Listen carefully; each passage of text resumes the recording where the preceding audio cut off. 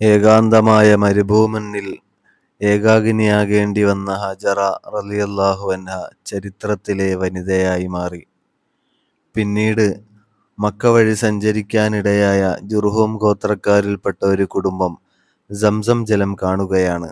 ആ വെള്ളത്തിന്റെ ഉടമസ്ഥയെ അന്വേഷിച്ചറിഞ്ഞ് സമീപത്ത് പാർക്കാൻ സമ്മതം ചോദിച്ചു. ഹാജറ റളിയല്ലാഹു അൻഹ എല്ലാവർക്കും സമ്മതമരുളി. ക്രമേണ ജുർഹും ഗോത്രക്കാർ അവിടെ താമസമാക്കി. മകൻ ഇസ്മായിൽ അലൈഹിസ്സലാം ആ ഗോത്രക്കാർക്കിടയിൽ വളരുകയാണ്. അവരിൽ നിന്ന് അറബി ഭാഷയും സംസ്കാരവും സ്വായത്തമാക്കി. മാതാവിന്റെ മരണത്തിനു ശേഷം ജുർഹും ഗോത്രക്കാരിയായ ഒരു പെണ്ണിനെ വിവാഹം ചെയ്ത് ജീവിച്ചു. ശേഷം ഇസ്മായിൽ നബി പ്രവാചകനാകുന്നു. പ്രവാചകന്റെ മാതാവ് എന്ന മഹത്തായ സ്ഥാനം കൂടി ഹാജറ ഉമ്മയ്ക്ക് കൈവന്നു ചേർന്നു. ചരിത്രം ബീവിയെ ഉമ്മു ഇസ്മായിൽ എന്ന് ആദരവോടെ വിളിച്ചു.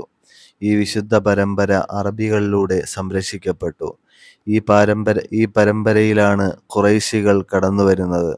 അടിമയും അന്യനാട്ടുകാരിയുമായ ഹാജറ റളിയല്ലാഹു അൻഹയുടെ പരമ്പരയിൽ ഖുറൈശി പ്രമുഖൻ അബ്ദുള്ളയ്ക്ക് അന്ത്യപ്രവാചകർ മുഹമ്മദ് നബി സല്ലല്ലാഹു അലൈഹി വസല്ലമ തങ്ങളുടെ തിരുപ്പിറവി സംഭവിച്ചതോടെ ഹാജറയുടെ മഹത്വവും ഗരിമയും പിന്നെയും വർദ്ധിക്കുകയാണ്.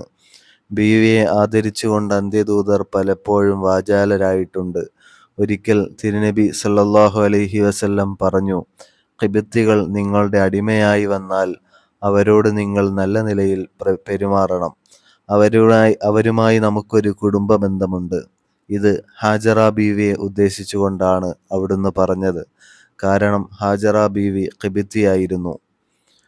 പൊതുവെ അടിമകളോട് നല്ല നിലയിൽ പെരുമാറാൻ കൽപ്പിച്ച നബി സല്ലല്ലാഹു അലൈഹി വസല്ലം ഖിബ്തികൾക്ക് കൂടുതൽ പരിഗണന നൽകുകയുണ്ടായി. തിരുനബി തങ്ങളുടെ ജീവിതത്തിന്റെ ഭാഗമായി തീർന്ന മാരിയ എന്ന മഹദിയും ഖിബ്തി വംശജയായിരുന്നല്ലോ.